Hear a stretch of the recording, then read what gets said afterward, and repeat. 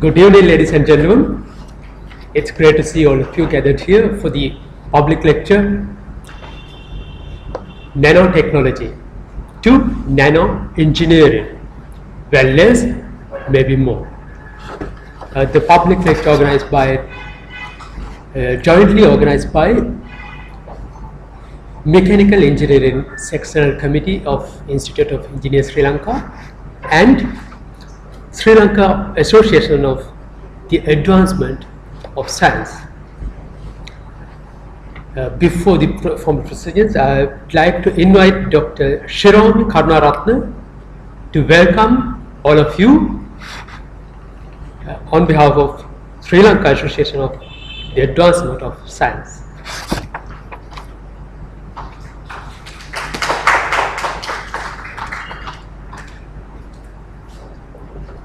Very good evening to you all. Let me welcome you all for this guest lecture by Dr. Nadish. On behalf of ISL as well as SLAS Section C, I warmly welcome you all to this guest lecture, and I hope you will enjoy. And at the same time, I would like to invite Dr. Methika Vitanage to introduce our guest speaker today.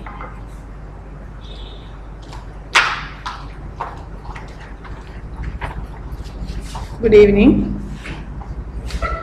It's a great pleasure to introduce the speaker today, Dr. Nadish Adasuria, as the President of Section C for Engineering, Surveying and Architecture of the Sri Lanka Association for the Advancement of Science, SLAS, and moreover being a colleague of Dr. Nadish. Dr. Nadish Adasuria has completed his BSc Honours in Chemistry at the University of Sri Jagadhanapura in 2009.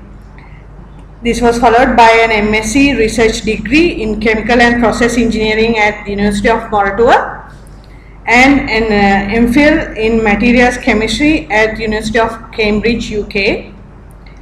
Then he obtained his PhD in Engineering, especially Materials, also from University of Cambridge in 2017.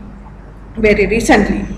He has co-authored over 25 research publications which were presented in well-reputed journals and international conferences as well. And he is an inventor having 2 US patents for his pocket. And he has won a number of international and national awards, including the Adams Glinsman Research Award, Cambridge Commonwealth Trust Award, Dyson Studentship, and Lundgren Research Award from the University of Cambridge, as well as the National Science and Technology Award and Presidential Awards from Sri Lanka. He served Sri Lanka Institute of Nanotechnology as a starting member from 2009 to 2011. And served Talga Resources Limited, Cambridge as a consultant in 2016. Presently, he is working as a senior lecturer at the University of Sri Jagadhanapura in the Faculty of Applied Sciences.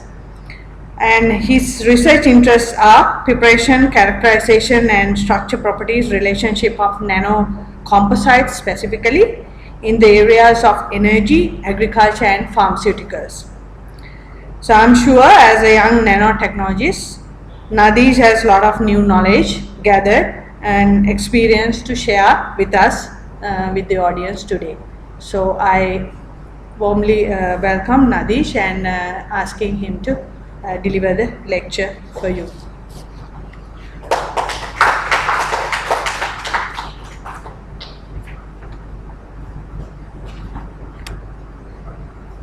Good evening. Thank you very much, Dr. Methika, for a nice introduction for myself. I will just mention a couple of words about my topic and as well as the very first slide. So, nanotechnology to nanoengineering. Basically, during this talk, I want to emphasize how engineers are important to contribute, especially to make things happen in a commercial level, especially how you utilize nanotechnology or nanoscience to make things, to prepare things tangible, and to utilize nanotechnology in large extent. And the where less may be more, actually that phrase, because in nano, we will talk about nanotechnology in detail, and always we use a very minor amount of material in order to achieve enhanced properties. So during the talk I will explain in detail about the how the nanomaterial behave. And this picture, what I have put in the first slide, it is about a space elevator. Is a space elevator. Basically, the importance here is one of the material, which is carbon nanotubes. Carbon nanotubes composites are one of the candidate to build an elevator from the ground earth level to the space, outer space, but I will explain in detail during my talk. So moving into the introduction part, first I wanted to give a basic idea about what is nanotechnology. So simply, nanotechnology is dealing with extremely small scale. The word nano basically came from Greek word dwarf, and also nanoscale means it is basically the 10 to the power minus 9 scale. So nanoscience means, or nanotechnology means manipulating this nanoscale or a special regime where from 1 nanometer to 100 nanometer scale to have enhanced properties of materials. So then just get an idea about what is 1 nanometer. 1 nanometer simply, you can see from this image, electron microscopy image, where it shows a human hair compared to the nanofibers. It's like 50,000 thickness of a hair, basically nanoscale. So you can get a rough idea about how this scale small is. And basically it's like 3 atoms of strings, 3 strings of 3 atoms, or 1 billionth of a meter. So this is really small scale, extremely small scale we are dealing with when it comes to the nanotechnology. Then I will explain why this nanoscale is that much important. I mean, why, and when it comes to ions, like let's take a sodium ion or a potassium ion, well-known compound, sodium chloride. So sodium chloride, if you take a sodium ion or potassium ion, that is far smaller than nanoscale. It's like an angstrom. So why then, if we believe that once the scale goes down to the lower and lower, we should be able to get enhanced properties even in the ions like sodium ion, potassium ion, like in the angstrom scale.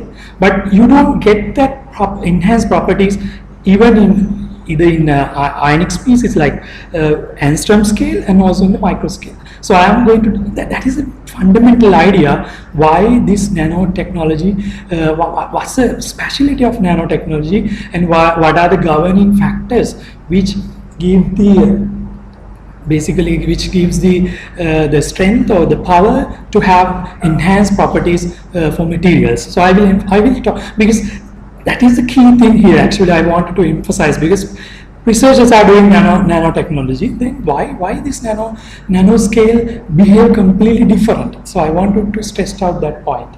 So now is a basic. Now you all having a basic idea. Nanoscale basically the 10 to the power minus 9, which is like 1,000 times smaller than microscale. Because you are very familiar with microscale, because you know microbiology. Those terms are very familiar compared to the nanoscale, especially the public. In public, microbiology, microbes, very familiar. Bacteria, viruses. You know how microbes actives are. Now, if the person next to you having influenza or any other bacterial infection, sometime at the end of the day, maybe your office mate or maybe your colleague, you will also having the same like influenza or coughing, because you get the transmission very quickly, because the reason is, the doubling time of bacteria is very high. So they double very, fast, their cell activities are really in a higher rate. So then think about what will happen when it comes to the nanoscale. So the bacteria, they are having microscale organella, microscale organella, but what will happen when it goes to the nanoscale?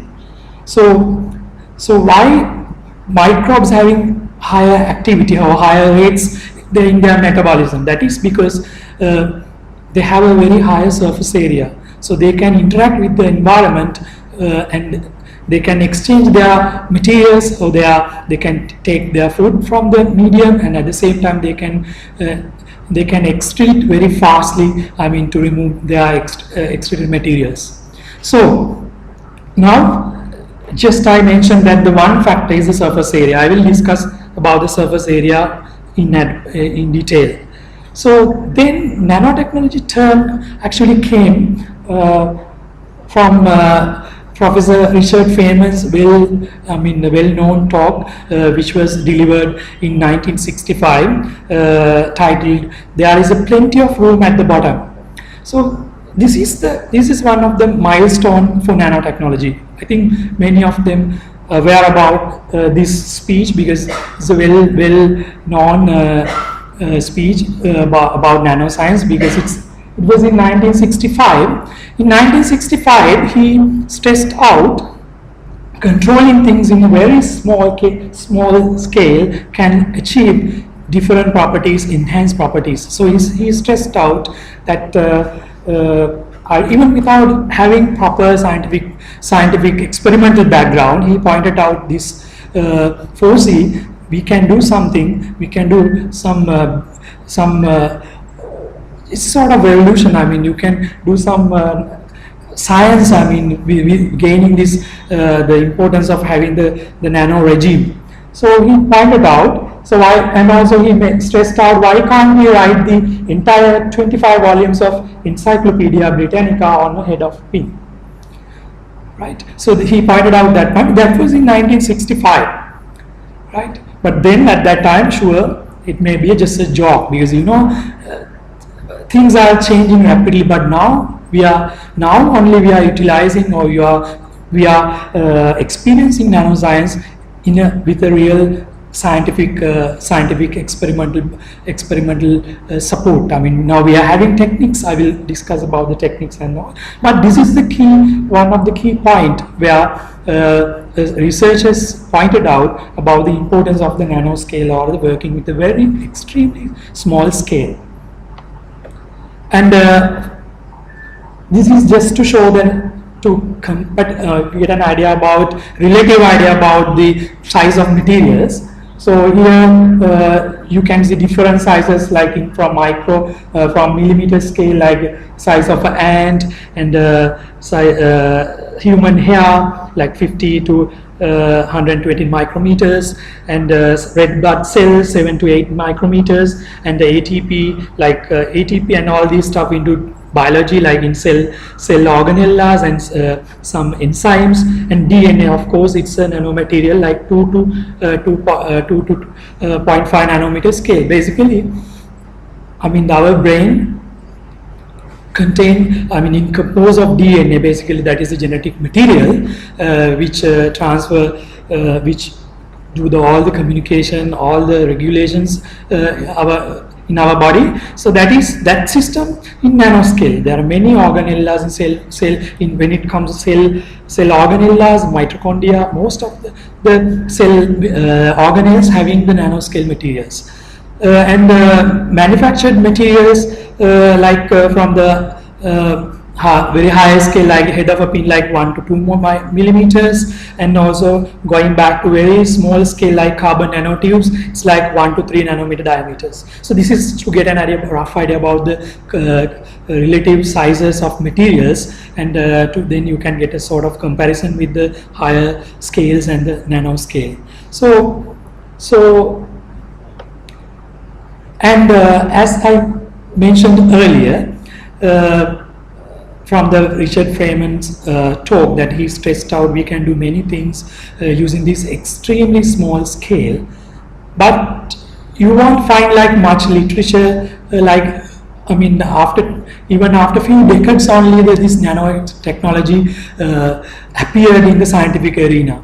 So that is because those period scientists were suffering because they didn't have enough visualizing technique, because you are dealing with nanoscience, even you can't see micro scale from your to your naked eye. So you need some sort of techniques to visualize what's going on in nanoscale. So in 1986 only, the first, this is the STM scanning tunneling microscopy were invented.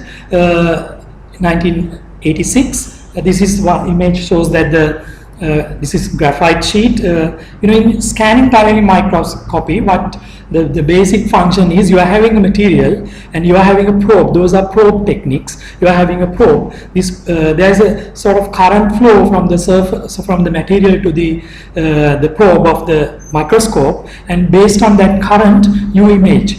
You construct an image. So this is, you can see, in the graphite, you have like 6-membered carbon ring. You see the 6-membered carbon ring in this image. So basically, that is how they started to invent high-end equipment to image nanoscale. So, and the electron microscopy, of course, TEM and SEM, transition electron microscopy, and the scanning electron microscopy was one. I mean,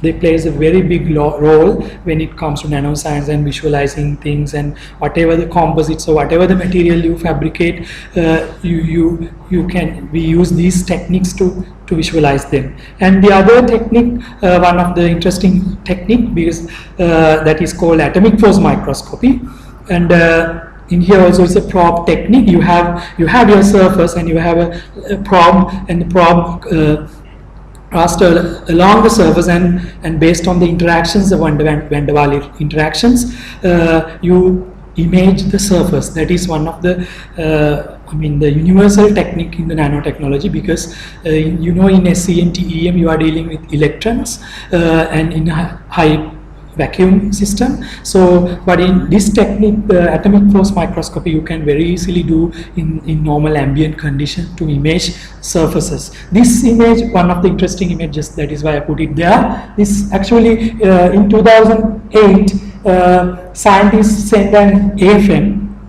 this instrument to Mars to see the surface of materials there. So this image was sent from the Mars. You see some dust particles and how the surface looks like. So it was sort of interesting image for me. That is why I put it there. So we can use for polymer thin films technology. So different types of nanomaterial and even biological material, because you can visualize even normal and ambient conditions, even like in cell channels. In cells you are having receptors, the ions transporting in and out, and even that function also you can visualize using this technique, even in ambient condition, even inside water even.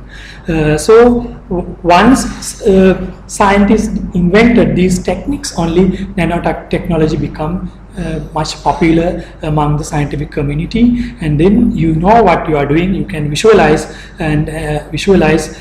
what you are basically fabricating, your materials, your transistors, your devices, everything you can visualize using these techniques. So it's very important milestone having these techniques invented to visualize the nanoscale. And this is one of the key point actually, why these nanomaterials, even from the very first slide I mentioned that, why nanomaterials different from their bulk counterpart. This is one of the key question I would like to raise. If any researcher who is into nanotechnology, this is the key thing. This is the key thing for me actually. I guess that is the general, even that is a common thing when it comes to nanoscience or the nanoscale. Why these materials are different from bulk counterpart? There are mainly two factors. So one factor is quite famous, because when this particle size goes down, as I mentioned, I compared microbiology and the nanoscale. So when the size goes down, you have very high surface area. like you see in this graph, surface area exponentially increases when the size goes down. Like below, you can see from below 100 to in between 100 and 0 nanometers, the surface area is extremely high compared to the bulk. They are micro or special micro counterparts, of course, with bulk materials. So that is one key factor, because you are having a very high surface area. Like if you blend a polymer with a material, like if you use like nanomaterials, you have a very high surface area to interact with your polymer, your material. So you have that interfacial, you can utilize that energy or the interactions to build new things. So that is one key factor. The other factor is called the quantum confinement. That is actually, if someone is asked why nanotechnology, these are the two factors: surface area, exponential, the really enhanced surface area. The other factor is the quantum confinement effect, what you find in the nanoscale. Quantum confinement effect, if I really put into the simple words, like, the size goes down up to nanoscale. The electron having is having its own motion, like we explain using a wave function, the way electron movements. And in chemistry, we use atomic orbitals basically to explain the motion. The s orbital, maybe from your A levels chemistry, s orbital, p orbital, d orbital, we just give a probability where you can find the electrons. So electrons are moving. So these wave function having a sort of magnitude. So when it goes to the nanoscale, these magnitudes sort of compatible each other. So then you see the material behave in a different way in the nanoscale. So that directly affect, because everywhere basically we deal with materials and energy. So and also you are having a band energy structure, the energy gaps in materials. So I see this chair in this color because it absorbs some energy from the visible spectrum, and the rest of the energy comes to my eyes, basic optics, and that is why I see that color, like because it absorbs bluish all that part of the visible spectrum. So basically it's energy interacting materials. So when it comes to nanoscale, the energy gaps changes. That is the key thing. Energy gap increases. So then you see different things. So this is one of the very simple example to emphasize this point. That this is here you can see gold nanoparticles. So basically, the gold color is basically the yellow color. Jewelries, everything you wear. But when it goes to the nanoscale, like here you see like 60 nanometers, 2 nanometers, even 20 different sizes, you see different colors. You see 6 nanometer ruby color, like reddish color, and when it goes to 2 nanometers, like bluish color. So you see different colors. So the reason to have different colors in nanoscale is that changes in the energy bands. So basically the energy band changes, then you see then the white, the visible light interacts with the nanoparticles, and then it absorbs some amount of energy, and as I mentioned that the energy gap changes, then it absorbs different portion of energy, then the portion you get onto your eye will be different, and then you see a different color. So that is why basically when it goes to the nanoscale, you see different colors, different properties, right? So that is the key thing, two factors I wanted to emphasize: the surface area factor and the changes in the energy band. Basically it causes the quantum confinement effect. Okay, now is nanotechnology new? So that is actually it was new until these the instrument that I pointed out, all the SEM, TEM, STM, like visualizing techniques. Once those techniques were invented, only we could realize nanotechnology is not new at all. It was the nature was using nanotechnology built things, because nature knows the lowest energy level. Always nature made things in the stable way, very stable way. So if you like, that is one subject, actually one research area, biomimicry. and we mimic the biology or the nature and try to build or fabricate materials using those phenomena we can find in the nature. So once we invented those techniques, we could able to see all the nano phenomena going on in the nature. So this is a well-known example. Everyone knows this example, lotus effect, where you find in lotus leaves. So if you have experienced this, everyone in Asian countries especially have experienced this phenomena. So you see water bubbles on the top surface of lotus leaves. They form like water bubbles, like contact angle pretty much like 170. So you see as a bubble. So it rolling down from the surface. So that is because if you image the surface of lotus leaves, then you will see this is a same image, like I mentioned in my in that slide about the characterization techniques. We can't see nanoscale using optical image because the lambda, the wavelength of light is not enough. So when it goes to the electron wavelength, we can see the which is compatible to the very lower sizes. So this is a same image of lotus leaves. You see some bumps coming out from the surface, and this nano bumps, these bumps, you see like nano filaments on the surface. Like you see structure here. So you see a lot of nano size filaments there. So those filaments helps to rolling down the water globules. So we realize that this is the phenomena going on top of the surface. Then what scientists did was, so they mimic this technology for fabrics.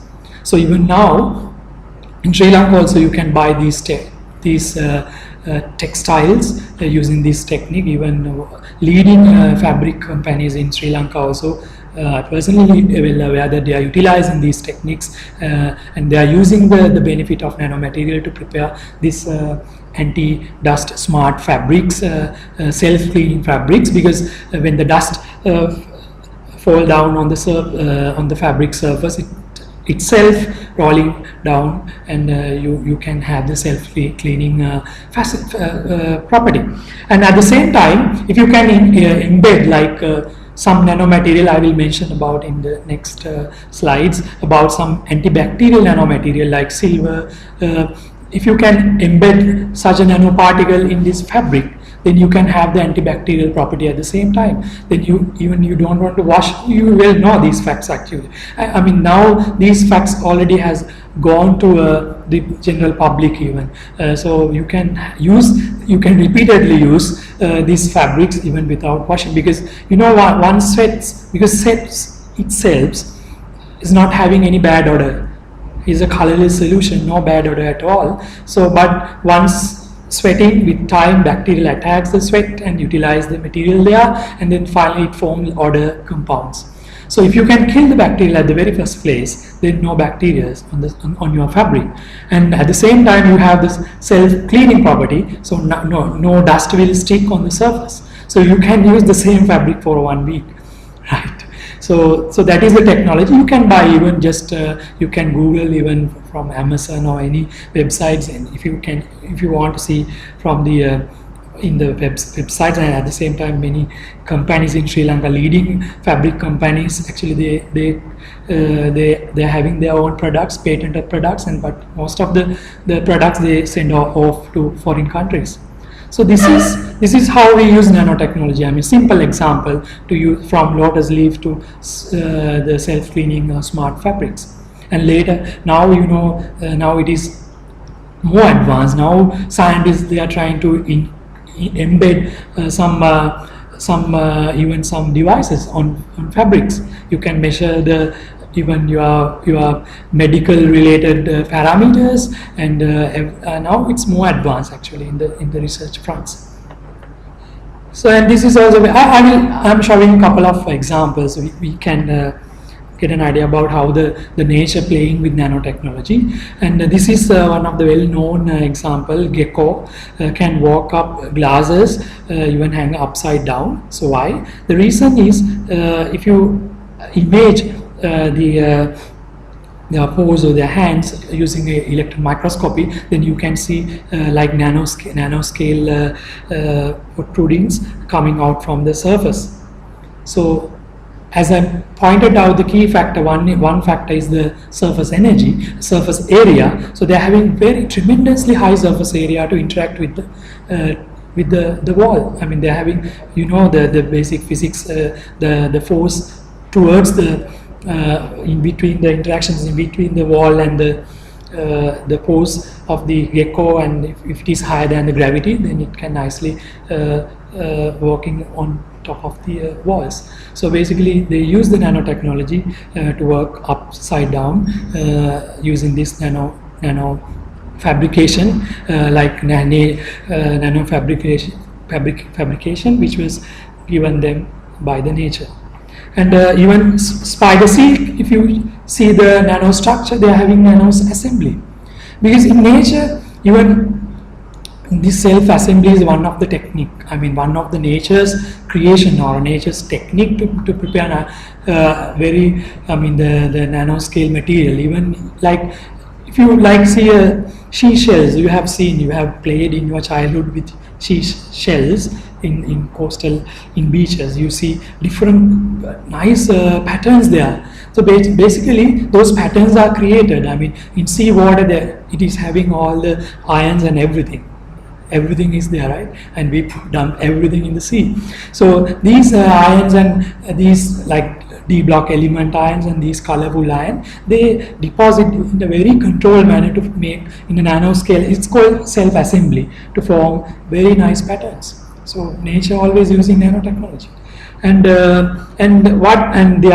one example here is scientists use this technology to prepare adhesive compounds, like to seal wounds or patch a hole caused by a stomach ulcer. So they are using in medical sciences. I mean, even in food industry, people are trying to prepare like sealing materials to seal the food packaging using these technology, right? And also another example is butterfly wings. Butterfly wings. You see different colors like peacocks having very nice colors. I mean, if you just think, if you want to fabricate them by yourself, I mean,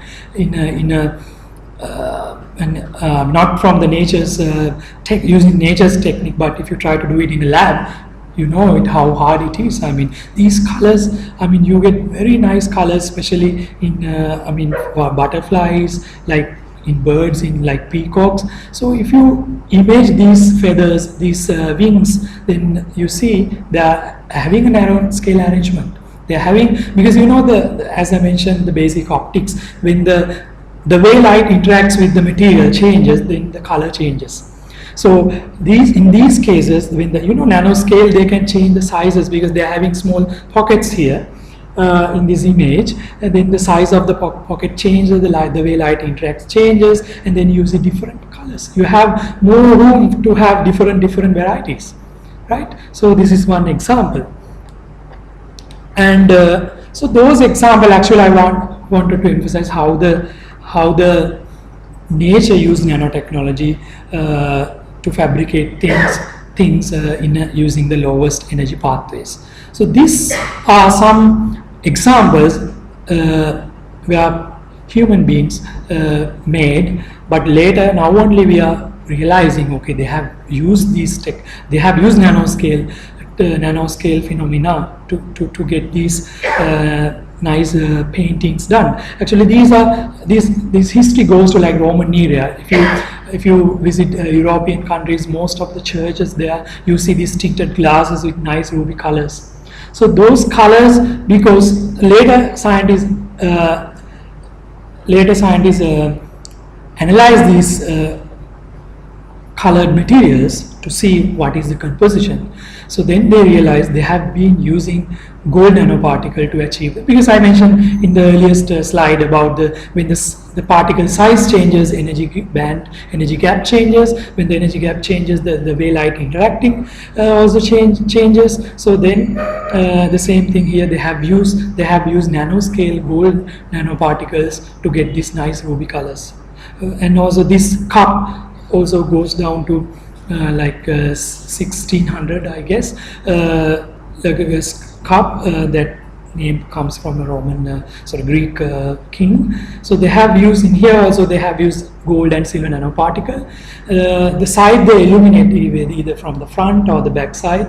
Then they you can see different colors like green and ruby color. So they have been using this technology even in 1600 that time, even like man-made nano materials, nano systems. So in addition to the what I explained, what you find in the nature, and why not? Why only abroad? I mean the European countries and all. Now we are also having some evidences. I mean Sri Lankan also engaged in nanotechnology in even 300 BC actually. This steel called wood steel developed in India and Sri Lanka. They have used having very high flexibility and the strength. Even you can cut like a rifle barrel, even the hair you can cut, and that technology. But that technology has vanished, as many things have vanished up to date. Because I mean, you guys, engineers, are well aware about this furnace, and the furnace technology actually goes back to 300 BC, and our ancestors, they have been using that technology. Like I have seen some papers even. Actually, I saw one paper like about the wind powered furnace, like to achieve very high temperature, but that was published by single author paper from University of the UCL in UK, one lady professor England from England, but they have used our systems, like from one area in Sri Lanka, and later actually I noticed one paper from University of Moratuwa about this furnace technology, because we have been using this technology because we need a very high temperature to deal with, to get the steel process, and they have incorporated, now we see they have incorporated carbon nanotubes, because carbon nanotubes, I will explain a little bit about carbon nanotubes later. Carbon nanotubes are basically, the structure of graphite having layered structure, 6-membered ring. Even I showed graphene or graphite STM image. So carbon nanotube, once you roll the graphene or one single layer, you get carbon nanotubes, and that is one of that is the material on earth right now invented, having highest tensile properties, and also highly flexible. You can achieve flexibility at the same time the tensile properties. So we find that material in this swords when you do the imaging. So also we are also relating to nanotechnology, like in especially our ancestors. Okay, now I guess to the point that I explained so far, now you have a basic idea about what nanotechnology is, why the nano regime 1 to 100, the nanometer scale is very important because of the surface area and the quantum confinement, and nanotechnology is not new because nature have been using nanotechnology for ages, and even we are having loads of nano systems in our body, and of course in the nature. There are a lot of phenomena. Basically, they have used nanotechnology fundamentals to create new things, in a very stable way. So, I mean, the industrial revolutions, when it comes to industrial revolutions in 1970s, not 1970s, it's 1700. Basically, in the UK, Newton, this era, a lot of basic fundamental science evolved, and a lot of basically the fundamental science. So with time, transportation and the steel industry and electric engines and automobiles, and now we are at the doorstep. Because though the nanotechnology theoretically started in from scientists, not from the nature, by the nature in 1965, but now only we are using this technology, because it took to happen in a real with real sciences, using experiments, fabricating technologies, advanced manufacturing technologies. Now only we are utilizing these technologies. So actually nanotechnology finally became the leading technology to the economical wise and also the sustainability. So I will explain a bit later about why we can't escape from nanotechnology, and also I will emphasize how interdisciplinary this area is, because nanotechnology is the area that all scientists can get together and work together. So I will emphasize that point. So now this is from 2010 onwards, basically. Now things things are getting shrink, using even in the electronic devices, everything shrinking using these nanotransistors and everything. So now we are actually actively using, and the one of the key point that I wanted to emphasize is, now we don't want to just use, we don't want to just follow the technology. We don't want just to use technology. We want to contribute to this technology. We want to be developers. I will show you some example and how it can be done even in Sri Lankan context. So as I mentioned, the evolution of nanotechnology from 2011 to 2016-17, you see the nanomaterial markets. You see hundreds of products in the market now with nanomaterial. I will go through, I will discuss one by one, and just if you type the name nano in Google, you get 78 million hits. It increases with time, and so nanotechnology influencing each and every field, and this is the point. Nanotechnology, as I mentioned, nanotechnology is the interdisciplinary platform to work engineers, scientists, people who are into even arts and defense, electronics, aerospace, medicine. All people who are in different fields can come together and work together. And if I mention that the research group that I was in Cambridge, even we have medical doctors and the engineers, science graduates, and everyone working together. Because from the example that I am going to point it out later, you will see each and every field has been influenced by this technology. So this is a really nice idea, because working together always, especially when it comes to the Sri Lankan context, our system is very closed. That's what I realized, because actually this is I finished my PhD last year, so still I'm experiencing.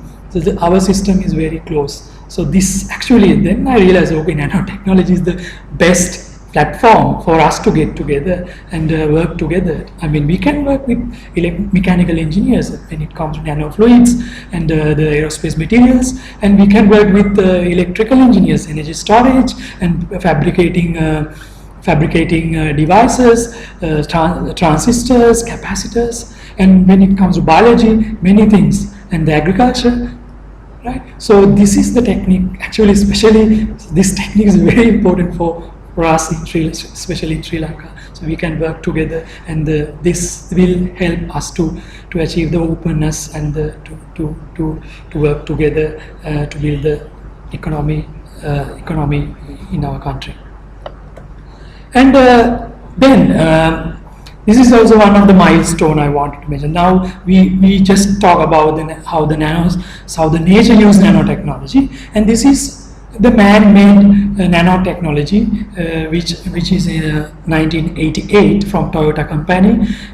They are the people who invented first. Actually, I don't want to use the polymer clay nanocomposite. It's just I can use the term nanocomposites. Nanocomposites means it's a composite material. Composite means you have more than one material in your system, and when it comes to nano, you have one material in that nano regime, 1 to 100 nanometer scale.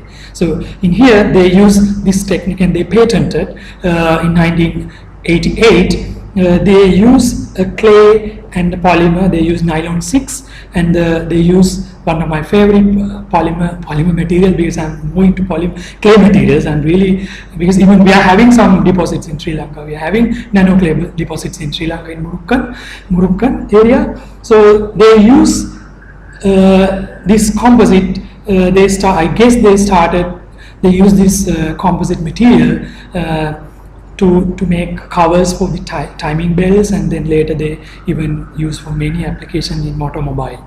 So this is one of the key. This is a milestone. Commercially they invented these composite materials, and they patented, and still even now you will find a lot of, because everywhere now it's composite materials. Initially they use now in each and every field, people are trying to utilize less materials and more enhanced properties. So then you have to combine materials together. So the clay materials, nano clays, like I mentioned in graphite. In graphite you have layers, layering structure in graphite. That is why you have the lubricant properties. These layers sliding each other. So clay material also, they are having layered structure, and the layer thickness in the nanoscale. Then you can exfoliate or destack these layers, and then you have nanoplatelets. Like you have, just imagine you have like papers, like just one paper, A4 paper, but the thickness in the nanoscale. So then you can use these papers distributed throughout the polymer. Then you have very high surface area. Then the polymer interact with the nanoplatelets, and you have very high properties. The enhanced properties. So that's what they did in 1988, and that is also relates to the automobiles, which is into the mechanical engineering, more into mechanical engineering. So I wanted to point out this milestone. And then I will discuss about some fields, especially the medicine, and a little bit about agriculture, and also some energy field, and also some materials, advanced materials in aerospace or aeronautical materials. So nanomedicine. Medicine is one of the field. Actually, I can't say this field is more influenced than the other field, because you will realize all fields equally being influenced by nanoscience. So in medicine, medicine basically they use nanotechnology for drug discovery and also drug delivery.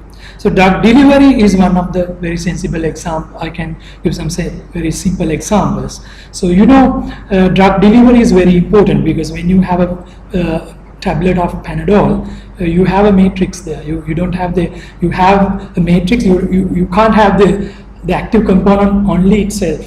So you have a sort of supporting material there. There's a matrix.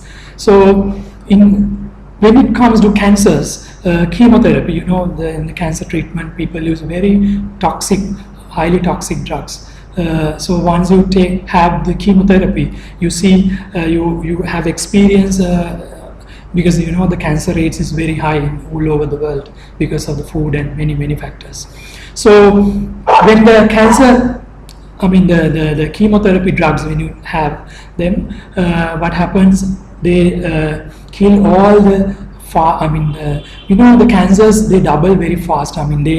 They increase their population in a very high rate. So whatever the cells having very higher doubling time, these chemicals kill. That is why you lose your hair, right? That is why you have some. When you have these drugs, the chemotherapy, especially those toxic drugs, your gut highly damaged, because the gut itself doubled. Those cells replace so fast. So then the chemotherapy compound suggests, okay, this is also cancer cells, so I have to kill them. So then the nanotechnology, loads of research are being carried out throughout the world for these issues, to address these problems. Then what now they are doing is they are using controlled delivery systems. Like you have one example, controlled delivery system. Like you have your drug, and you embedded in a nano carrier, then you can release your drug in a very controlled manner.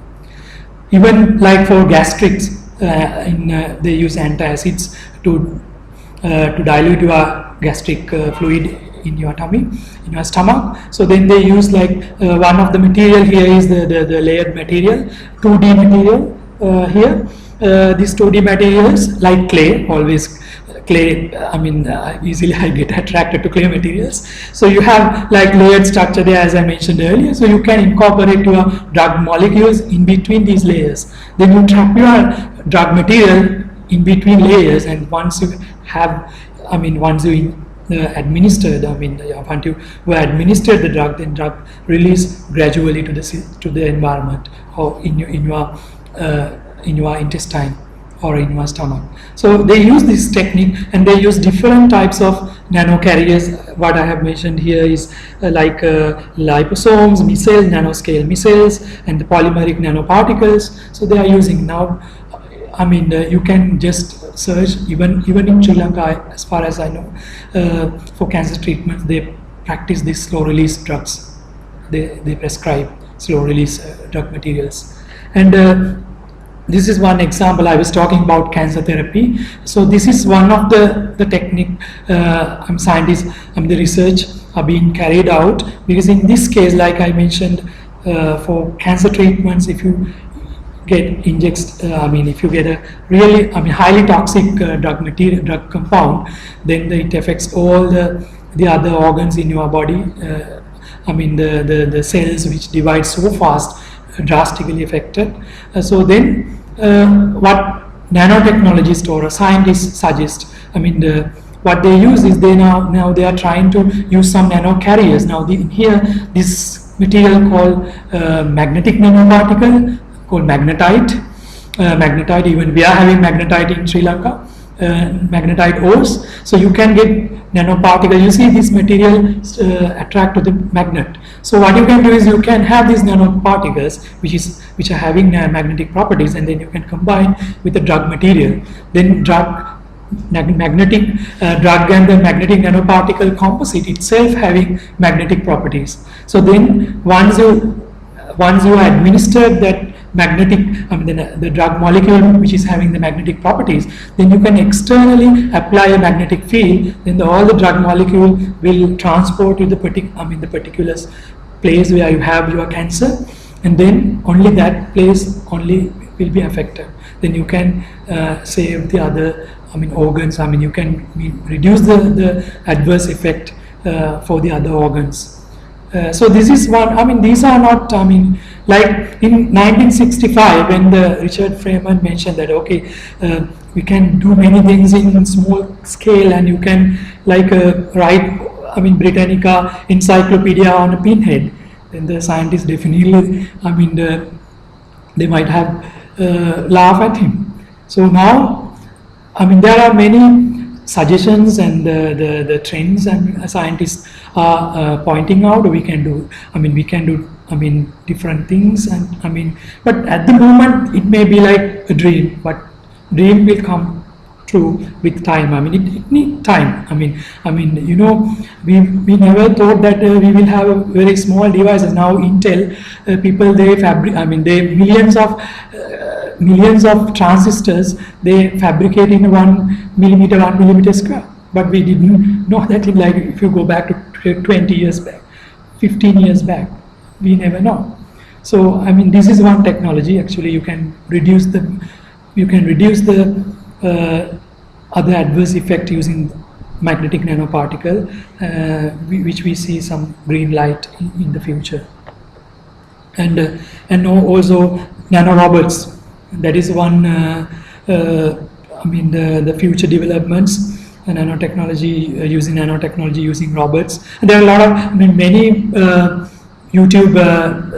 If you YouTube these concepts, you can see a lot of simulations, a lot of videos. You can see how these still in the theoretical level, but the research, with time these things can become a reality, and because we have the scientific community, we have very everything in global perspective, everything open now. You can learn using internet. You can very easily, even to the general public, you have access to data, you can learn, and the scientific communities, I mean the activity, if you like compare with the, like 50 years ago, I mean then you need to have, like if you want to read a journal paper, definitely you have to go for a hard copy, and you have to stay like, I can't imagine, I mean even I can't imagine how the scenario was in Sri Lanka, like 50 years back, like to get a journal paper and to gather knowledge,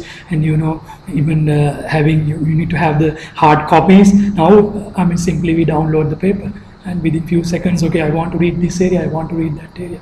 So we are having very active scientific community all over the world. So these things will come to a reality. Like if it takes like 20 years in like 20 years back, now it may be 5 years. So, and also apart from those example, lab on a chip is one of the concept. You may have came across even one of the Sri Lankan pioneer scientists. You may have heard about him, Professor A.P.D. Silva. He's one of the pioneer person who were into commercial level this sort of techniques. Like in here, you use your blood, and you are having a small lab on a chip. Like you use your blood, and you can measure a lot of parameters from using this small gadget. Like the filtration techniques, and what because I have listened to many talks from that scientist, Professor A.P.D. Silva. Then what I noticed was they have used because when you have different ions in your blood streams and the different constituents, you need to quantify them even before you go to the doctor. You are having some, if let's say you are having accident or something, then even during traveling you can monitor all these things. And also engineers, you may aware that the subjects like Internet of Things, now everything linking. So linking and the technology using IT and these scientific co-science like experimental stuff. So here you can measure a lot of parameters using this chip.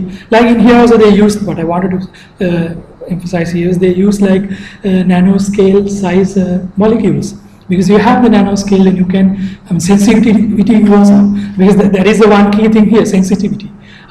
Because you have different constituents, they interact each other. So you have to, like, if you give a wrong value, then you risk the patient's life. Like then the sensitivity is the key factor. So the nanotechnology in these devices plays a major role to improve the sensitivity. And also bone grafting material, a lot of nanosystems, like even in biomedical engineering side, a lot of polymer, nanocomposites, collagen, and these different types of polymers in nanoparticle, nanocomposites are being used as a grafting material for bone fractures and all in commercial market.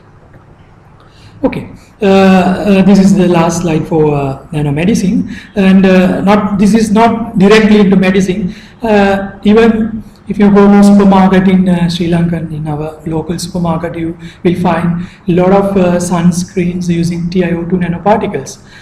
You see in this image, one of the problem that when you use fillers, UV blocks, because these materials can block UV, at the same time you are utilizing nanoscale properties, then it forms like the important thing is to have a transparent, because if you apply these creams, you have like very whitish skin. If you leave the patches there, then it's a problem. You can't, customers won't happy with that, like whitish dust everywhere to block the UV. So when it comes to the nanoscale, then you can deal with the particle size and play with the band gaps which affect to the optical spectrum, and then you can have like colorless transparent materials. And then even in Sri Lankan market, you can find a lot of materials in oxide nanoparticle because they absorb UV bands, and in the nanoscale is one example. Okay, then actually because the main idea for me was for me to give sort of idea about the general idea about nanotechnology and what contribution, I will talk about what kind of contribution for each and every parties can contribute. I mean, especially scientists in science streams, engineers and all. So I wanted to show that nanotechnology has been influenced for each and every field. So I will talk about a little bit about food technology as well. So the materials and especially for the packaging materials, even in the market you will find a lot of applications for food, because the food is one of the challenge. I mean the hunger, the starvation. So we want to preserve, or we want to save our food from microbes and improve the shelf life. Now nanotechnology, why not for food technology, food science and technology area. So this is also something related to clay materials, because one of the critical things, especially for the soft drinks, like carbon dioxide containing soft drinks, if your packaging material loses carbon dioxide with time, then the freshness, or always you like to have, like when you open the bottle of your soft drink, you like to see the strength of the carbon dioxide, right? The bubbles coming out. So if with time this carbon dioxide liberate into the environment, then when it comes to the marketing point of view and the flavors and all, then it affects badly. So then what scientists did was they used nanocomposites for packaging materials. What they used was the same clay material, like layered clay materials. You have layered structure. So then they de-stack, like same thing like Toyota did. They did the same thing. They de-stack the layered material, and then the pathway, the CO2 molecules liberate from the inside to the outside. Now you are having a barrier, because you are having a lot of nano-size clay materials, clay layers having a lot of very high surface area, and they block CO2 molecules from the. At least it retards the time taken to go out from inside to outside. So they use this technology. Even you see a lot of products available using this technology there. And of course for active packaging, using like antibacterial nanoparticle like silver. I mentioned for fabrics, you can use fabric, to achieve the antibacterial property like silver nanoparticles. So same thing you can use for packaging, especially for like soldiers, when the soldiers food wraps. I guess this technology is being used, because then you can preserve your foods for months. Like you're using this sort of packaging films with silver nanoparticle, the silver itself having ability to damage, to kill bacteria. So then there's the one like silver zinc oxide, magnesium oxide, to inhibit the antibacterial growth. Actually, the image you see in the right hand side, that is not any nanomaterial. There's no any nanomaterial in that packaging. Simply I just put that one because it's like you are having like fungus like polymer film. You can like, if your colleagues stealing your food, you can save your food material, because this material printed this modes like structure there, modes like image there. Then you see, okay, this already spoiled, but it's not spoiled. It's like a printing there. So I got interested in seeing this image, so that is why I put it there. But there's no any nanomaterial. But you can save your food from your colleagues basically using these packaging materials. So and a lot of techniques, like there are some techniques like in the previous cases you have your silver, whatever the nanoparticle in your packaging material, but in this case you are having your nanosystem as in a globule. Once bacterial the attacks to the food material, they release a lot of lysozymes, lot of enzymes, and these enzymes then interact with those lysozymes where you have your nanomaterial, and then only they release. So you can minimize the having your foreign materials in your food, in your packaging system. So this is one technology, and also nanotechnology is now currently using even for ice creams. You can have like in the food processing, like you can use processing techniques to have like nanoscale, because you know in snowflakes, if you image snowflakes having nano size different shapes, because when you know to have this snow, there should be a particular humidity, at the same time the vapor pressure. So then those parameters changes. If you image snowflakes, you will see different shapes, right? Different shapes. So you can have nanoflakes in your ice cream as well. Now you have nano ice creams. You can use that technique to have very nice texture, and also a lot of additives like in food supplements. You can use a lot of, because in milk casein, like they form globules. You can have that globule size in the nanoscale to have the different. I mean that can even interact in a different way in with your taste buds. Like all these things are, I mean, in not only in the experimental stages. Even now you can find commercially available products in the market.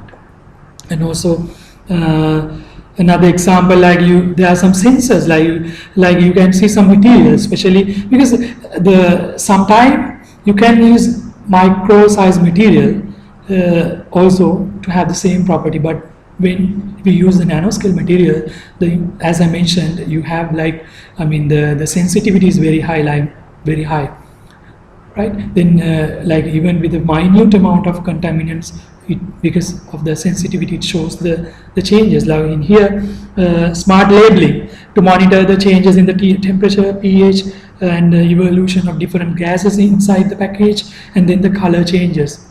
In the sticker, you fabricate these stickers using materials. Even this, even I have seen these sort of packaging stickers in some foreign markets. I don't know exactly it is being practiced in Sri Lanka right now, but these are, and also these fruits, you can see the level of ripening, like change in the color. You can get an idea, because when ripening process, the cell membranes breaks, and then it evolves like nice orders, and these compound interact with the label, and then it forms different colors.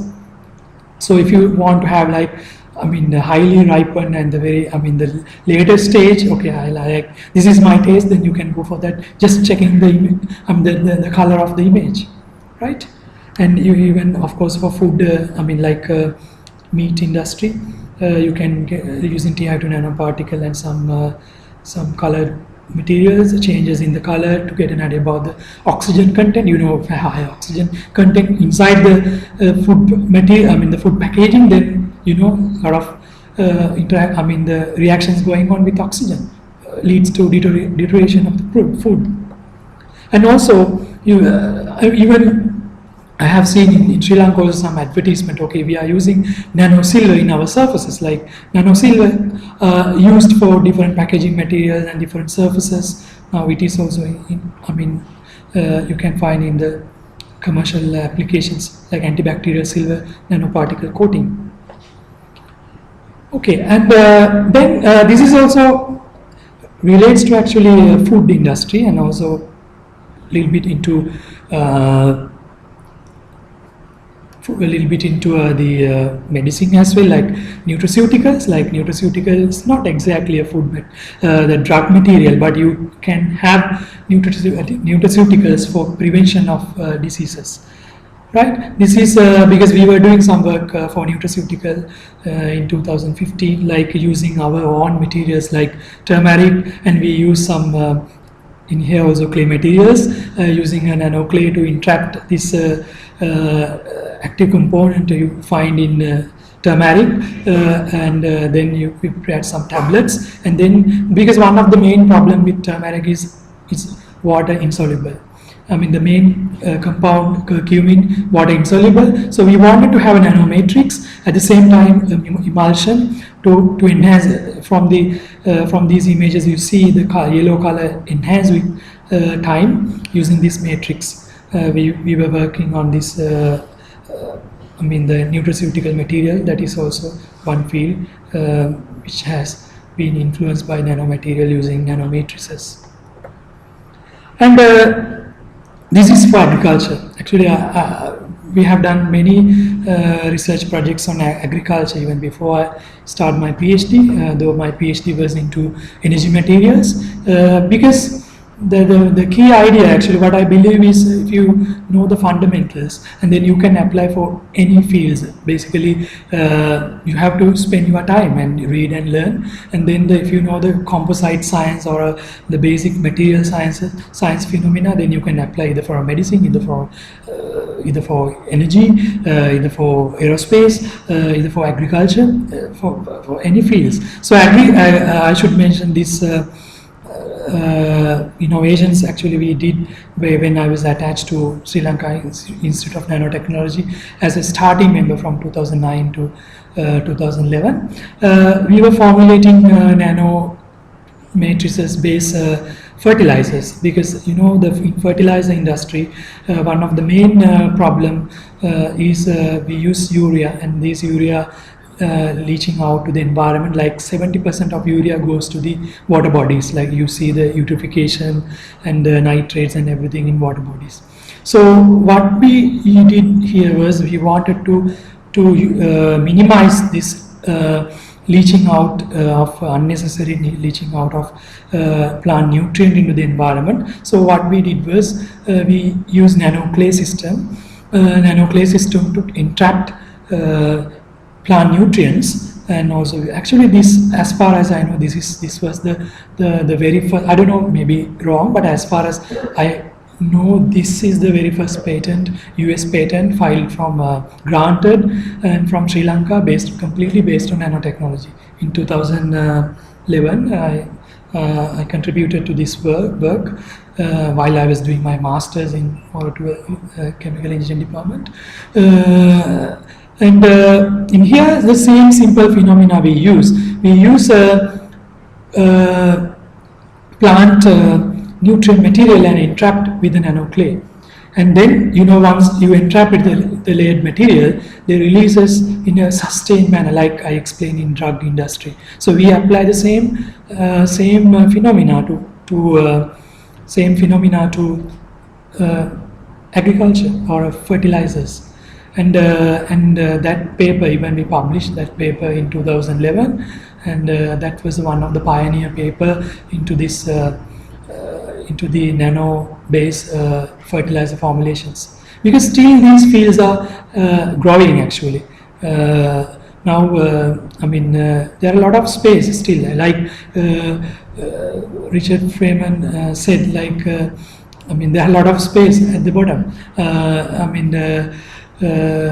So then we use the same phenomena using what we used as I mentioned, what we used in the drug industry, and also we patented, and we could earn some money for Sri Lanka using this patent as well, which is being used for the development of science and technology, especially the nanotechnology related research in Sri Lanka. And then now that's all for the, now we discuss about the health sector and food science and technology, and also the agriculture. And this is something already I pointed out. Until last year, I guess in 2017, they pointed out now they can pack like 100 million transistors in each square of 1 millimeter. So that you see from these SEM images, the size, the size of the electronic devices shrinking. So you have nanoscale devices, transistors, basically the transistors which which governs the flow of electrons. When you have like nanoscale, when you utilize nanoscale properties, you can have your electron transferred very fast. You can very fastly transfer electrons, and then you can transfer messages very fastly, I mean the data, everything. So then that helps to shrink all materials, like now you are using, like I don't want to explain that actually all the electronic devices are shrinking and you having multi-purpose everything on one gadget, like so this is one of the everyone experiencing this innovations, and this is like they are using like 10 nanometer. Even recently I showed, and there are some discussion about below 10, like 7 nanometers even. So this is one of the nanotechnology based findings. I mean the majority of the global community were influenced. And then the energy. I want to talk a bit about energy. Energy is, I think mechanical engineering community more into energy.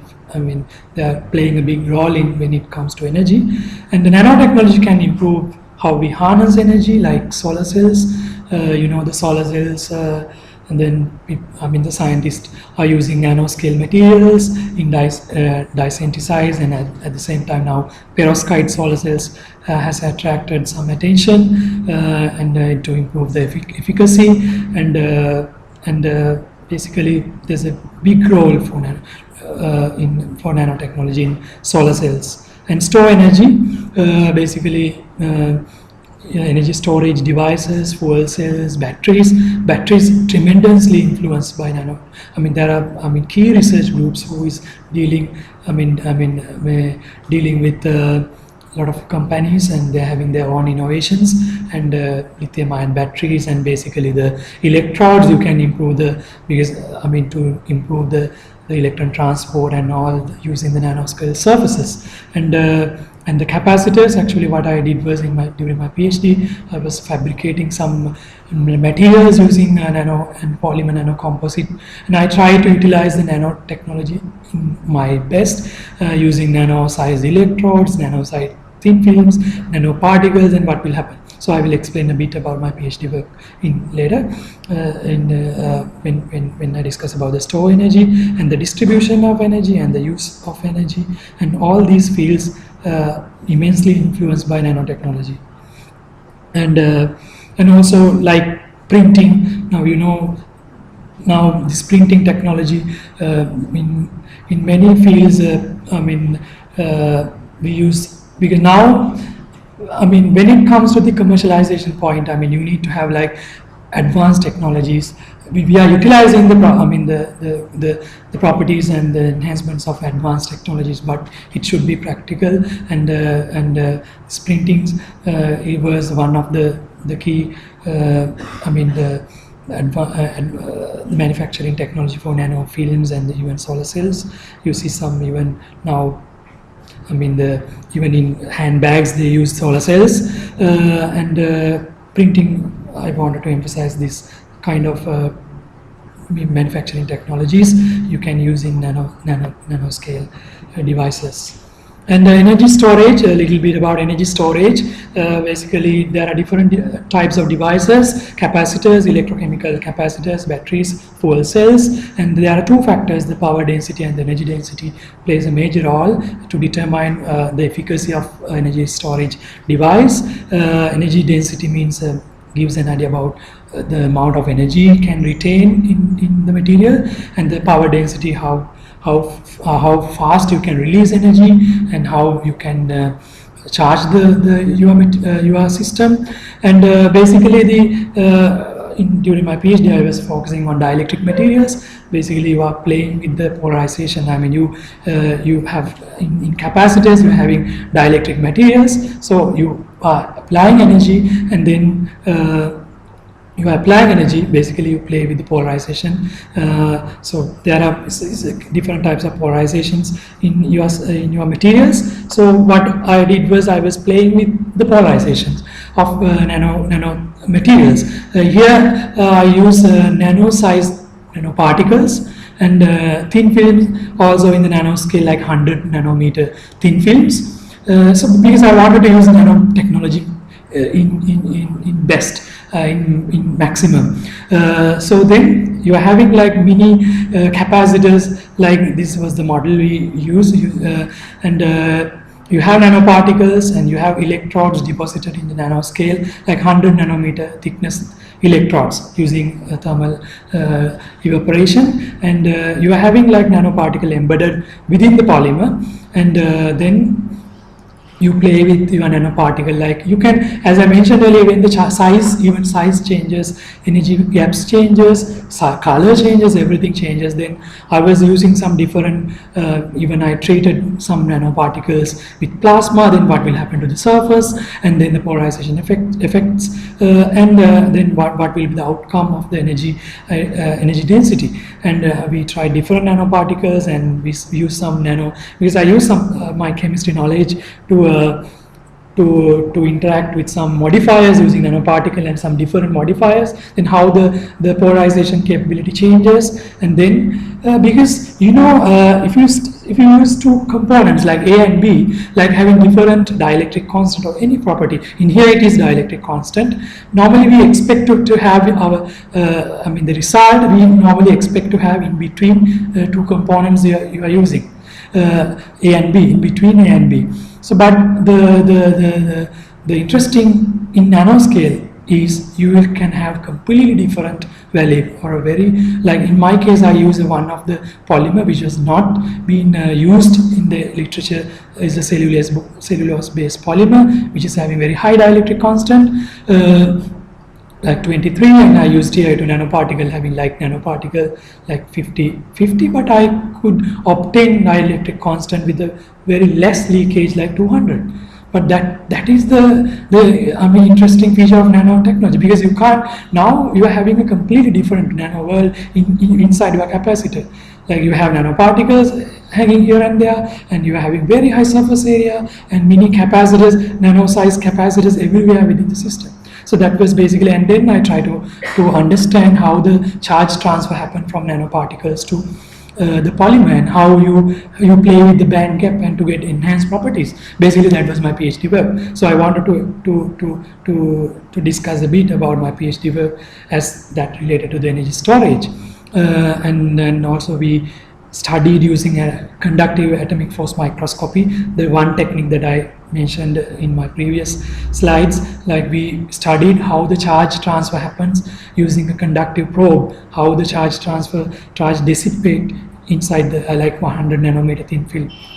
So that was basically the, and also that was about the energy, a little bit about very small stuff about the energy. And even civil engineering, you can use different composite material using to enhance the strength of, because as I mentioned, you can play with nanoparticles, and even in concrete you can add CNTs, and there are some research in literature, nanosilica, and even you can apply the same silver nanoparticle and flow tiles, and then you can have the antibacterial property in your flow. And at last, I will little bit discuss about the aerospace engineering or aerospace materials. When it affect to the the spacecrafts, aeroplanes or aeronautical, and the space suits, even food. You can utilize nanotechnology to improve all these areas. Here I have mentioned how the aeronautical materials developed with time, like from 1903 from Wright brothers. These are the material fabrics, and they use these materials, and then with time scientists invented these plastics and like bakelite and the metal, all metal airplanes, and then and stainless steel construction and the aluminium, and this is how the evolution of different aerospace materials evolved, during last century.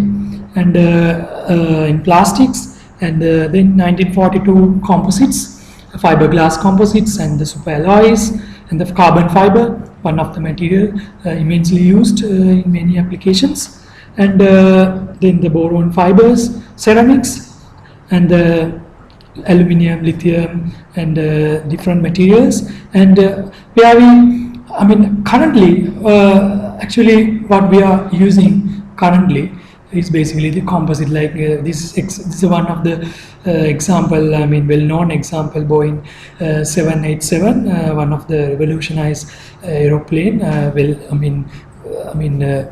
And this aeroplane Airbus, they use like 50% composites, 50% composite. Now they have like compared to 777, they use like 12% composite materials. Now the trend is composite because now we want to utilize. The reason. Actually, I wanted to point out this point as well, the interdisciplinary, because initially, like if you go back to 1 century, 100 years, like scientists usually when solve problems, they used to stick with one discipline. Like now, actually, the problem that we are facing are very complex. So the complexity is very high now.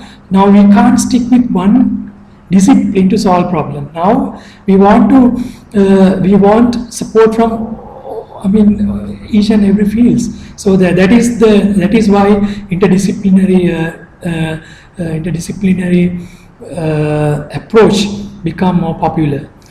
So in aerospace materials also now composite is the new trend. Using nano flame retardants and especially and even intelligent materials. You can use embed sensors, and like I mentioned, the carbon nanotubes.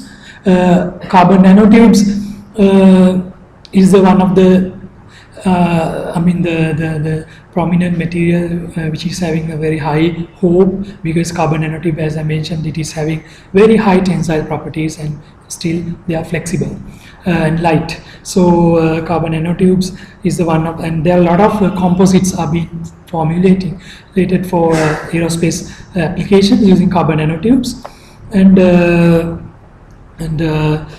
this is the process, like in general when we come up with a new material, we have to go through these processes, fabrication, assembly, and maintenance, and it's a long process. Like same like you will know about, aware about these cycles. It's pretty much similar to like implementing a new drug. Like you have to go through that cycle. You can't take any risk. You can, in aerospace, you can improve electrical properties, mechanical properties, and fire retardants. You can use different polymers and nanoparticle to enhance the fire retardants. Then you can use nanocomposites with very lightweight. That is the key thing. Very interesting thing. That is the reason actually why this nanocomposite have been attracted for aeronautical area, because you can come up with lightweight and high strength materials. Lightweight and high strength. That is the key thing they are looking for. And at the same time, you can use thermal properties, acoustic properties. You can play with all these properties when you fabricate new materials. And also this is even molecular motors, and these are actually concepts, like, but still at some point this will become a reality. And the space elevator, Japan, as far as I know, doing a lot of research to have the elevator to outer space using carbon nanotube based composites materials. And a little bit, 2 more slides left. Actually, I guess so far I explained how nanoscience influence. Because I had to limit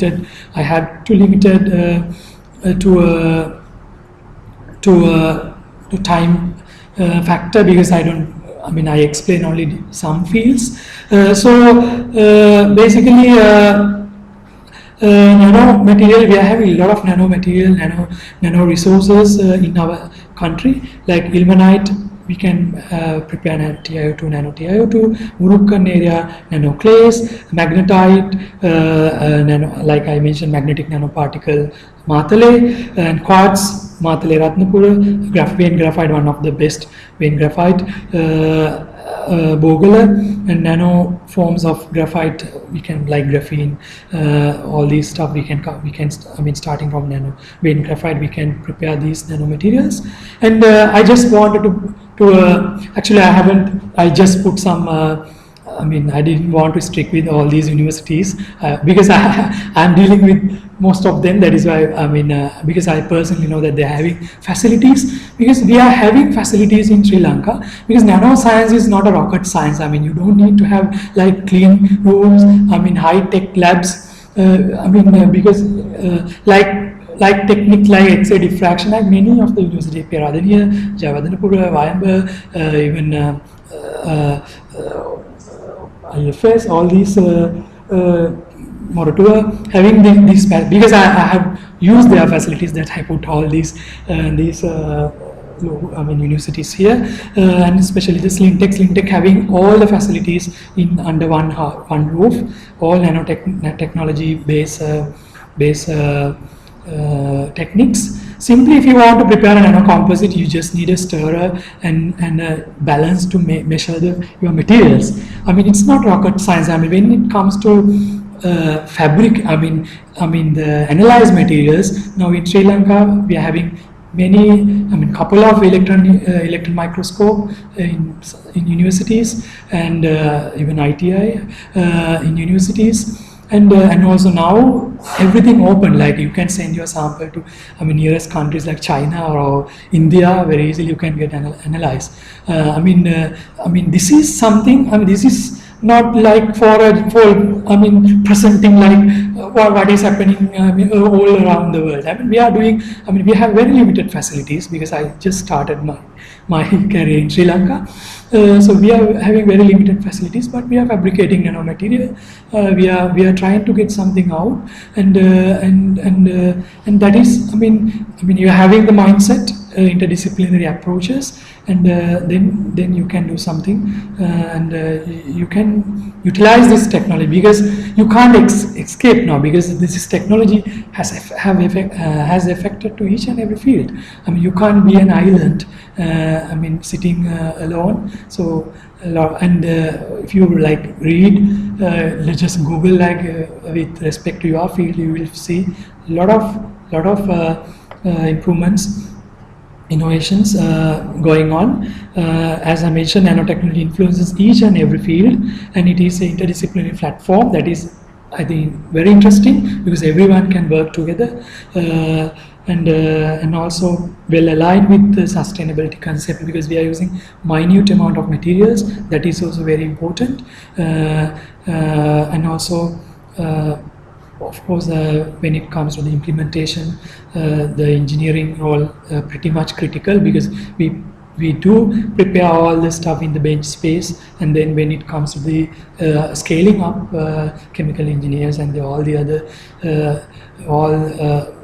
streams having some kind of job to do to get the something tangible out, and at last I just put the phrase no materials, no engineering, because each and engineering field, most of the engineering fields, you are dealing with materials, you are come up with something tangible, and then for materials, basically nanoscience and technology directly influences material science and engineering, and because in Cambridge, because I was at electrical department, electrical division, but I was under material science and materials engineering PhD program.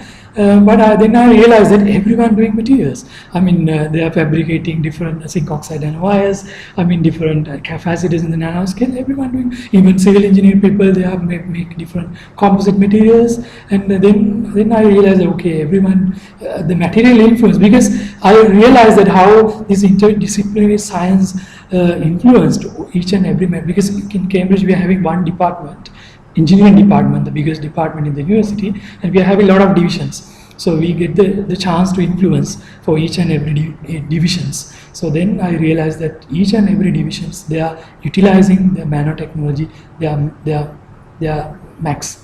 So at last I would like to thanks, of course I want to mention University of Cambridge, where I did my second master and my PhD, because I gained the knowledge and the confidence to do something, even with very minimum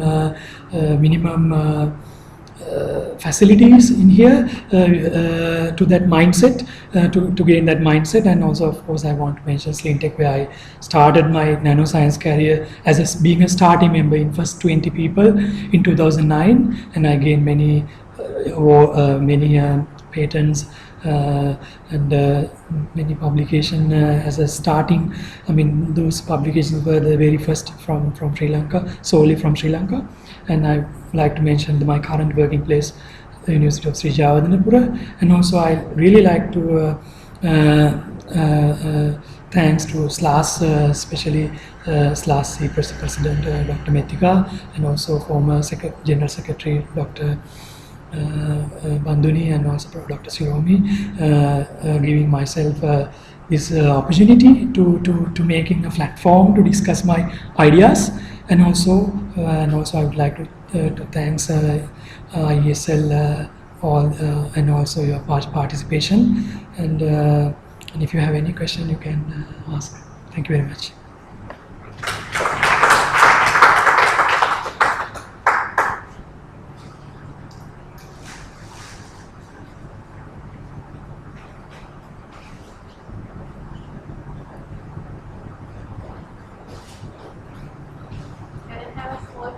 Yes. Regarding nano waste, Yeah. how do you manage nano waste? The nano scale, it can go into blood scale even, right? Yes. Sciences are considered. Yes. Yeah. Actually, that is another field, another growing field is called nanotoxicology, because already nanotechnology innovation were already already started, and scientists utilizing the properties, even product in the markets. But still, still, when it comes to nanotechnology, also in a developing stage, like we exactly don't know the effect of each and every nanomaterial, how it will affect. But we have sort of sense what are the safe nanomaterials. Basically, when it comes to TiO2, already proven that there's no any side effects, like nanoclays. Like that is the tricky part. Like it's for a tire, like when you compare with the medicine, like it's for a tire or any packaging material, then you have some space to deal with, because if it is a tire, you don't in contact. But nanotoxicology is one field, growing field. Actually, at the same time, when the nanotechnology is developing, much attention has been given for the nanotoxicology field, and in globally there are many research groups, very active research group, like in Edinburgh they have very active research group who is contributing to understand what will happen. Because you are releasing some nanomaterial into the environment, and there can be some adverse effect to the human being and the fauna and flora. So at the moment, the concern is utilizing its interesting properties, but at the same time, we try our best to stick with safe materials, and at the same time, focusing on the recovery. How the life cycle analysis and how these recovery processes and all. So it's same like using the interesting properties of nanomaterial.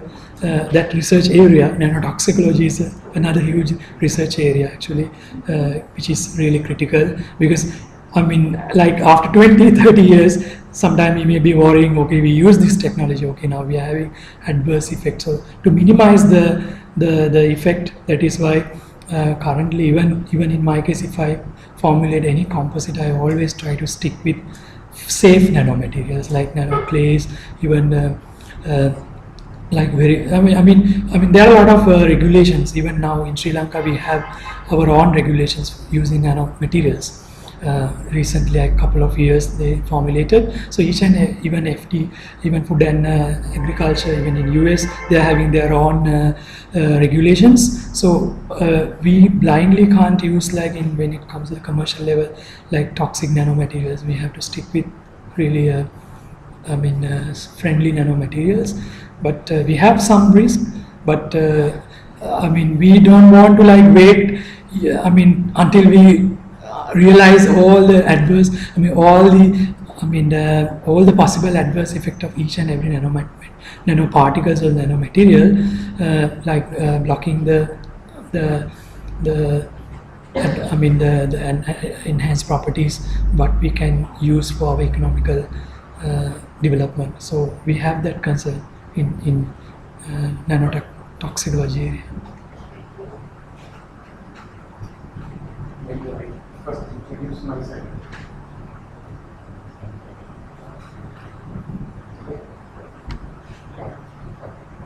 I'm 64 graduates. In soil mechanics. I have been working in this institution. You mentioned about the Murungan cave. Yeah. That's a non-ordinary. Yes. While in Canada, of course, we were working on Ottawa caves, also has much more, what we can call expensive property than Murungan. And when I returned here, Sri Lanka and Professor Dura has suggested for one of the problems we had in Lakshman as integrated irrigation. He suggested grouting the sand layer with the Murungan clay. That's the first time we have tried this. And we had to transport the clay from Murungan all the way to the interior of Lakshman. But of course, our drilling team was not very happy.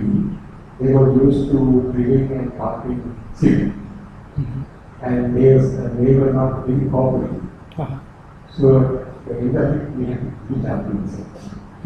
That's the only experiment we had. But I was also concerned the cement college. There the cement is clay was used earlier prior to the war. This clay Murungan was taken all the way to Pakistan. From cement. Yeah. So my question is there any research work being done with this thing? But I don't know of a Japan University doing it. In fact, the engineering is not doing any research. I don't think that way because I do have contact with them. That's one. So, is there any research being done with that? Is one. Secondly, of course, I also worked as a consulting construction engineer in East Asia and in Indonesia. There was no clay, but we had to find the impermeable wall. We did bentonite slurry to get the wall.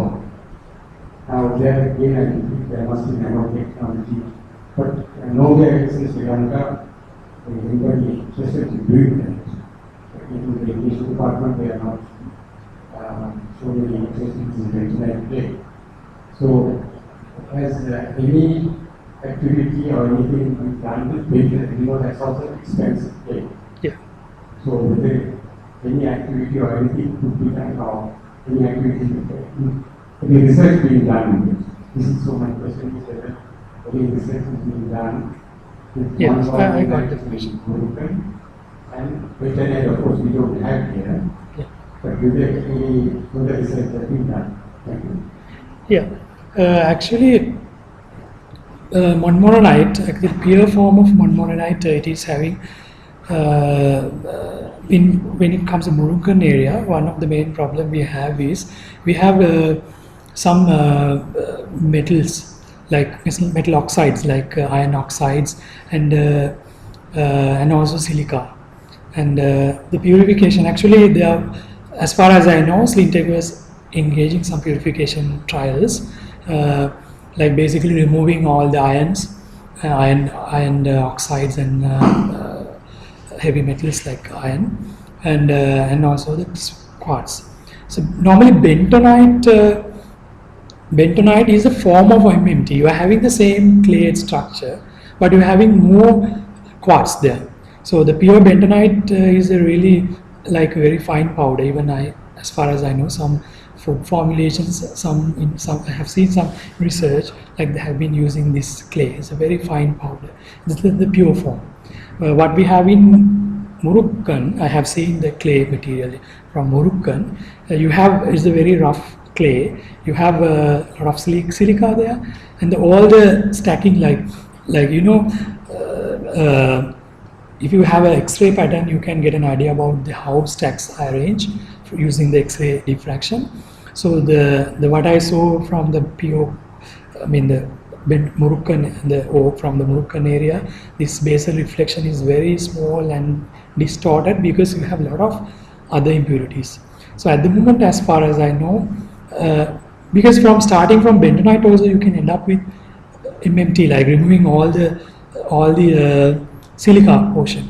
So then only you can use for drug industry or the other industries. So as far as I know, Slingtech was working on, and I don't know whether they have patented. So then I can't explain the processes and all, because that was when I was there that time. I remember there was a project going on, and also, you know, in general, it's very difficult to implement new things in our country.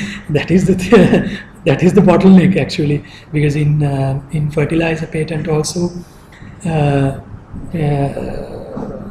myself as a inventor there. So when we have a product, so we want to commercialize it, then it's very small little space there. Then the one company just show our paper, notice our paper, and they came to us.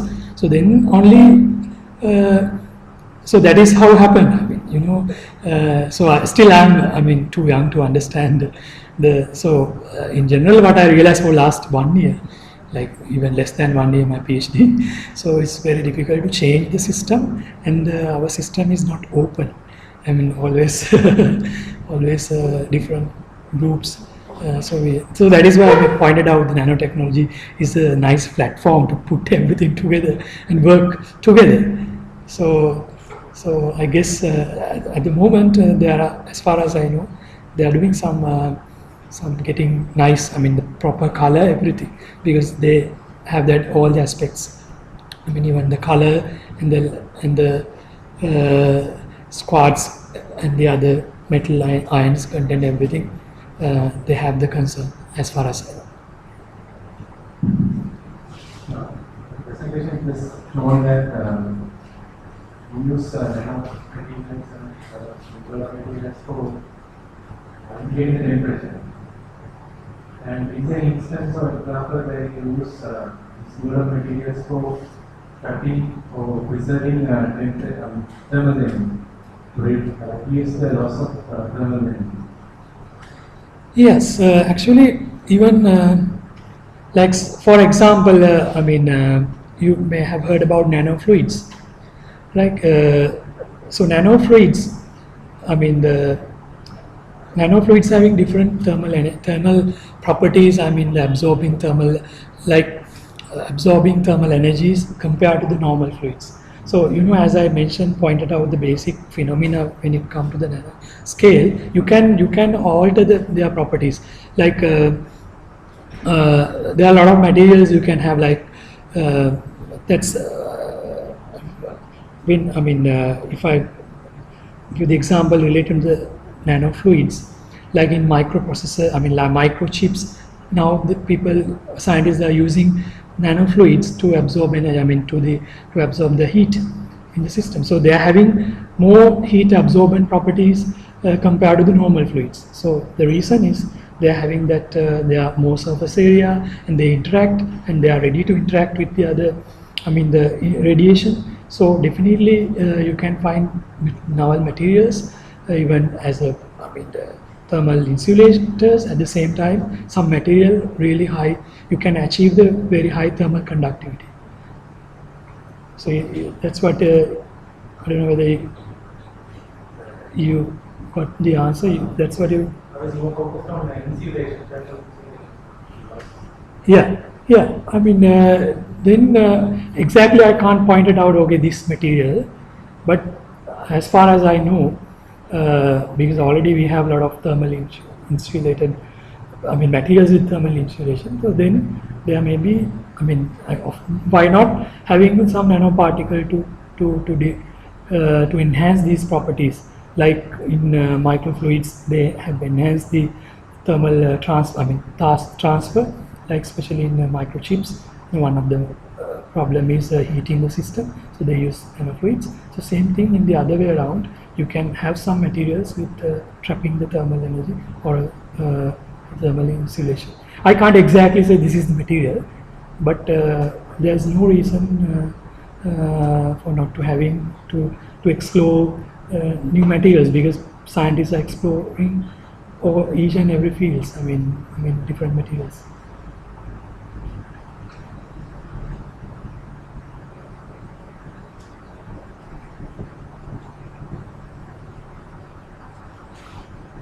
Thank you very much.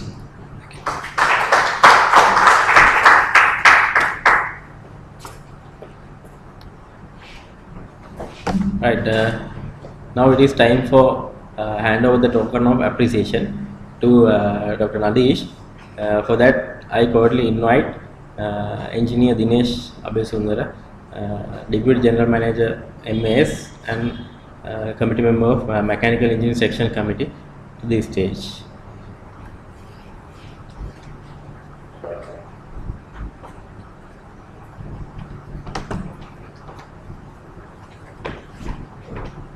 Thank you.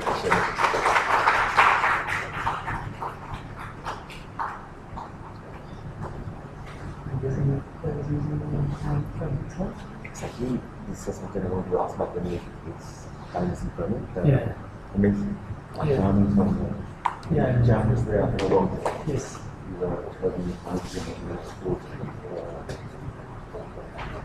Manage creativity.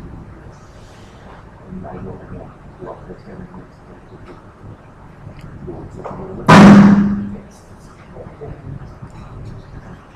Right. Now it is time for the vote of thanks. First and foremost, on the behalf of ISL and SLAC, I would like to thank Dr. Nadish for accepting our invitation and delivering today's speech. Then, on behalf of ISL, I would like to thank Section C SLAC to jointly organize this valuable lecture at ISL. On behalf of ISL, I would like to thank Dr. Banduni Atapattu for introducing today's presenter for today's lecture.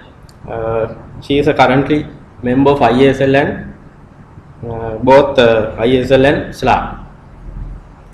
Also, on behalf of Mechanical Engineering Sectional Committee, I would like to give my gratitude to ISL President Professor Niranjani Ratnayaka and ISL Secretariat to make this event success. Finally, on behalf of Mechanical Engineering Section Committee, I would like to thank all invitees, guests, and every one of you for being with us for today's valuable lecture. Thank you. Good night.